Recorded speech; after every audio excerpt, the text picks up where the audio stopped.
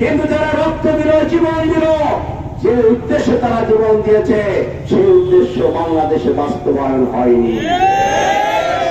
সংগ্রামী ভাইরা, আজকে সরকারি দলের বন্ধুরা বলে সবার আগে বাংলাদেশ, কিন্তু আমরা প্রকৃতপক্ষে জাতীয় সংসদের সদস্য হিসেবে আমরা যেখানে যাই সেখানেই দেখি, অফিসে যান, আদালতে যান, বিশ্ববিদ্যালয়ে যান, শিক্ষা বোর্ডে যান, সরকারি কলেজে যান, জেলা পরিষদের প্রশাসক পদে যান, সকল জায়গায় সবার আগে বিএনপি ছাড়া কিছু নাই।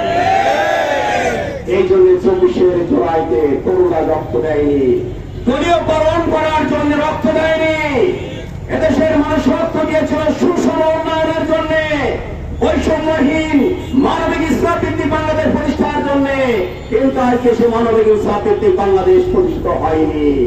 সংগ্রামী ভাইরা, আমি কথা বেশি বলতে চাই না, আমি একটি কথাই বলতে চাই, যতদিন বৈষম্যহীন মানবিক ইনসাফ ভিত্তিক বাংলাদেশ প্রতিষ্ঠিত না হবে, দেশ নির্দলীয় না হবে, সবার আগে তার যোগ্যতা, তার প্রতিভার ভিত্তিতে দেশের প্রতিটা জায়গায় সততা, দক্ষতার ভিত্তিতে যখন নিয়োগ হবে, তখনই বুঝতে পারবো জুলাই আন্দোলন আমাদের সার্থক হয়েছে।